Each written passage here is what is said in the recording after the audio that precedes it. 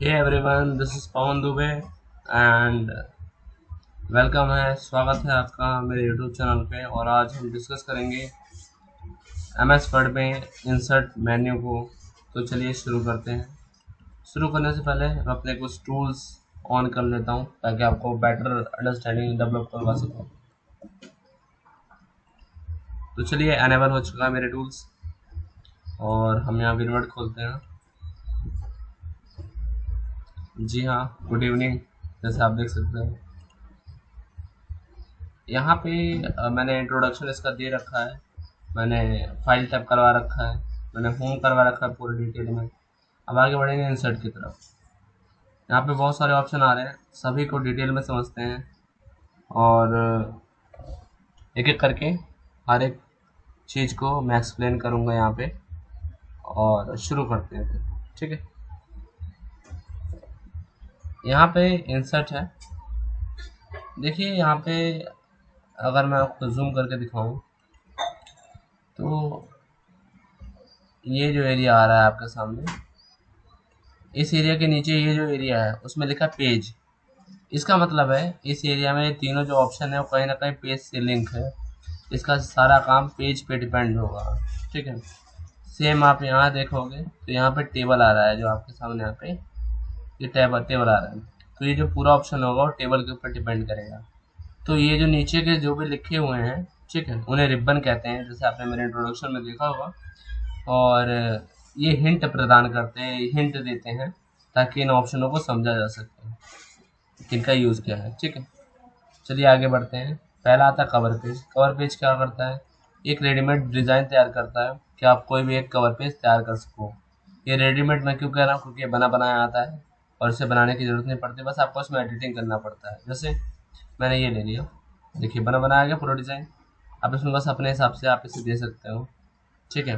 किसी टाइटल का नाम, क्या टाइटल है, जैसे मान लो हमने लिखा है यहाँ पे मैक्स कंप्यूटर, इस तरीके से हमने लिख दिया। यहाँ पे ऑथर का नाम आ जाएगा। तो इस तरीके से आप टाइटल बना सकते हैं, ठीक है। तो ये तो कवर पेज हो गया। इसे हटाने के लिए आपको यहीं पे जाना होगा और remove current cover page click कर दीजिए, हट जाएगा, ठीक है। यहाँ पे मैं एक फॉर्मूला पुट करता हूँ, ठीक है। ये आ गया फॉर्मूला, इसकी वजह से हम टेक्स्ट ले सकते हैं। फॉर्मूले का नाम है इक्वल RAND। शिफ्ट के साथ आप राउंड ब्रैकेट ओपन और राउंड ब्रैकेट क्लोज करते हो तो आपके सामने ये पूरा डमी टेक्स्ट आ जाता है, ठीक है। आगे बढ़ते हैं। यहाँ है ब्लैंक पेज। ब्लैंक पेज का मतलब होता है खाली पेज। अगर आपको एक नीचे खाली पेज चाहिए, जैसे मैं दिखा दूँ, यहाँ पे खाली पेज नहीं है, और अगर आपको चाहिए तो आप यहाँ पे क्लिक करके नीचे एक खाली पेज ले सकते हैं, ठीक है। मैं अभी के लिए कंट्रोल Z कर देता हूँ ताकि पेज वापस ठीक हो जाए, ठीक है। नेक्स्ट बढ़ते हैं पेज ब्रेक की तरफ। पेज ब्रेक में क्या है? पेज ब्रेक का मतलब होता है आपको पेज को तोड़ देना है। आपको मान लीजिए यहाँ पे कर्सर रखा मैंने और यहाँ से पेज को तोड़ देना है, तो आप यहाँ से क्लिक करके पेज को तोड़ सकते हो। ये पूरा हिस्सा अलग आ गया और ये पूरा हिस्सा अलग आ गया। क्लियर है? तो ये तीन तो आपको क्लियर हो गए होंगे बिल्कुल ही, ठीक है। आगे बढ़ता है टेबल्स। अब मैं इसे कंट्रोल A करके डिलीट कर देता हूँ। यहाँ पे टेबल्स के पास जब ऑप्शन खोलते हो तो यहाँ पे कुछ ऑप्शन आ जाते हैं, ठीक है। अब मैं आपको समझाने वाला हूँ। पहले तो ये डब्बे जो आ रहे हैं, इन डब्बे पे जैसे ही आप अपना कर्सर ले जाते हो वैसे ऑटोमेटिक ही टेबल बननी शुरू हो जाती है, ठीक है। लेकिन अब आपको एक छोटा सा एक कंसेप्ट जानना है, उसे जानने के लिए मैं ऐसे जूम करूंगा थोड़ा सा और आपको बताऊंगा। देखो क्या होता है, ये जो खड़े खड़े आ रहे हैं, ठीक है, जो खड़े खड़े दिख रहे हैं आपको, इन्हें बोलते हैं हम कॉलम्स। क्या बोलते हैं? कॉलम। सी से डोनेट कॉलम्स, ठीक है। और ये जो लेटे लेटे हैं इस तरीके से, कुछ इस तरीके से जो लेटे लेटे बने हुए हैं, ठीक है, इस तरीके से जो, ठीक है, स्लीपिंग मैनर में है, उसे मतलब लेटे हुए हैं, उसे हम रो बोलते हैं। क्या बोलते हैं? रो। थोड़ा आर जो है ढंग का नहीं बना, यहाँ बनाने की कोशिश करते हैं, आर से रो, ठीक है। तो ये सी से कॉलम, मतलब जो सीधे सीधे होंगे इस तरीके से, और जो लेटे लेटे हैं इस तरीके वाले, उन्हें रो कहते हैं, ठीक है। क्लियर है? तो आपको ये समझ आ गया कॉलम क्या होता है और रो क्या होते हैं, ठीक है। अब यहीं से मैं आपको डिटेल में रिलेट करवा देता हूँ ये पूरा चार्ट क्या कह रहा है, देखो। और यहाँ पे मैंने यहाँ पर तो आपको समझ आ गया होगा कि जितना आप लेते जाओगे उतना वो चार्ट बनता जाएगा। ये सिंपली यही इक्वेशन है। यहाँ पे एक ऑप्शन आता है इंसर्ट टेबल। इंसर्ट टेबल का मतलब होता है कि आप चाहते हो कि टेबल आप नंबर दो, जैसे कितने कॉलम चाहिए, कितने रो चाहिए, और ऑटोमेटिक कॉलम आ जाए। ठीक है, तो देखिए यहाँ पे इसे हटाने के लिए जो आप प्लस देख रहे हो ये वाला साइन, ठीक है, जूम कर दे देता हूँ, ये वाला जो साइन आप देख रहे हैं, ठीक है, ये बीच में, तो इसको आप राइट क्लिक करोगे, इस पर मैंने किया राइट क्लिक, यहाँ पे एक ऑप्शन आएगा डिलीट टेबल, तो यहाँ से डिलीट कर सकते हो। ठीक है, और भी तरीके बताऊंगा मैं आपको किस तरीके से डिलीट कर सकते हैं, तो बने रहिए मेरे वीडियो में और समझते रहिए हर चीज़ को। यहाँ इंसर्ट टेबल आ जाता है, इस पर क्लिक करोगे, देखो अब यहाँ पे ना आपके सामने एक ऑप्शन होगा, देखो लिखा है नंबर ऑफ कॉलम, आप बता दीजिए, यहाँ पे अपने आप आ जाएगा, नंबर ऑफ रोज बता दीजिए। तो चलिए यहाँ बता ही देते हैं हम इसे। अब आपको पता है कॉलम क्या है, इसलिए मैंने आपको एक्सप्लेन किया। कॉलम जो सीधे सीधे खड़े खड़े में होते हैं, इस तरीके में होते हैं, ठीक है, और रो जो लेटे लेटे में होते हैं। मैंने कहा कॉलम 3 आए, ध्यान दो, कॉलम 3 आए मैंने कहा, और रो जो है वो भी 5 5 रहे, ठीक है। ओके करो, देखो क्या कॉलम 3 है, ये देखो 1 2 3, और जो लेटे लेटे हुए हैं जिससे रो पढ़ते हैं वो देखो 5 है यहाँ पे, ठीक है। तो इस तरीके से इसका प्रयोग किया जाता है। अच्छा, मैंने एक तरीका बताया यहाँ से डिलीट करने का, एक तरीका मैं और बता देता हूँ। लेआउट में जाना है, यहाँ लेआउट मेन्यू में, और इरेजर से आपको इरेज कर देना, खींचोगे जितना उतना इरेज हो जाएगा। क्लियर है, आगे बढ़ते हैं। आपका इंसर्ट हो गया, मतलब इंसर्ट टेबल हो गया।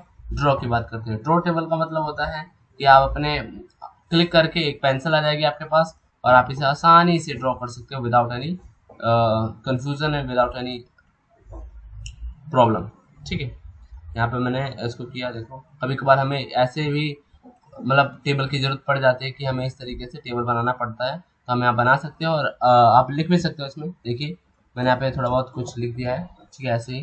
तो आप बताने के लिए कि इसमें लिख भी सकते हो, ठीक है, इरेजर लोगे आप इसे आसानी से इरेज कर सकते हो। ठीक है, क्लियर है यहाँ तक। देखिए अब आता है option Excel spreadsheet. Excel spreadsheet क्या होता है, एक्सेल की शीट को भी हम एक टेबल की तरह काउंट करते हैं। जैसे कि मैं अगर आप दिखाना चाहूँ तो देखिए यहाँ पे अभी एक्सेल की शीट आ जाएगी, देखिए ऑटोमेटिक आ गई एक्सेल की शीट। ये देखिए ये भी एक कॉलम ही है, ये भी एक रो ही है, लेटे लेटे, ठीक है। तो इस पर अगर आप कुछ भी काम करते हो, जैसे मान लो मैथ्स कंप्यूटर, यहाँ पे मैंने अपना नाम लिख दिया, यहाँ पर मैंने कुछ और नाम लिख दिया, ठीक है। अब जैसे ही मैं यहाँ पे डबल क्लिक करता हूँ तो सारी शीटें यहाँ पे आ जाएंगी, ठीक है। तो इसलिए हम एक्सेल की शीट पे ऐसा काम करते हैं, ठीक है। इस तरीके से आप काम कर सकते हैं। यहाँ पे क्लिक करोगे तो ये ऑप्शन ऑन हो जाता है, अनेबल हो जाता है। क्विक टेबल में क्या है, क्विक का मतलब होता है जल्दी, जल्दी से आप कोई भी टेबल यहाँ पे रेडीमेड, जैसे मैंने यहाँ पे कवर पेज बताया था, वैसे यहाँ पे टेबल के लिए भी है कि बहुत सारी चीजें आप यहीं से जल्दीबाजी में बना सकते हो। जैसे कि ये बन गई, ठीक है, आइटम लिस्ट है, दुकान के लिए काम आती है कि कौन सा आइटम कब कौन सा फिल करना है। क्लियर है, टेबल समझ आया। यहाँ पे पिक्चर की बात करते हैं। पिक्चर से आप पिक्चर ले सकते हो, जैसे मान लो अगर आपको पिक्चर चाहिए तो आप पिक्चर भी यहाँ पे ऐड ऑन कर सकते हो। जैसे कि यहाँ पे मैं ऐड करने की कोशिश करता हूँ। यहाँ पे कुछ पिक्चर्स हैं, और ये ले लेते हैं, ये मेरी पिक्चर है, ठीक है। और तो यहाँ से आसानी से आप कोई भी पिक ले सकते हो, कोई भी पिक्चर ले सकते हो, ठीक है। आगे बढ़ते हैं। इंसर्ट पे पिक्चर हो चुका है, यहाँ बात करते हैं शेप्स की, ठीक है। तो आप कोई शेप भी ले सकते हो यहाँ से, जैसे मान लो ये हो गया, ये शेप ले लिया, ठीक है। यहाँ से इसको शेप फिल में कोई भी कलर दे देंगे, जैसे अभी यहाँ फॉर्मेट शेप फॉर्मेट ऑन हो जाएगा, तो वहाँ से आप कलर दे सकते हो आसानी से। क्लियर है, यहाँ और भी बहुत सारी चीजें आप दे सकते हो, ठीक है। यहाँ पे देखो ये आता है टेक्स्ट, ये एक बॉक्स ही बनता है, लेकिन इसमें आप कुछ लिख सकते हो, ठीक है। हाई लिख दिया मैंने, लिख सकते हो आप आसानी से, तो ये टेक्स्ट बॉक्स होगा।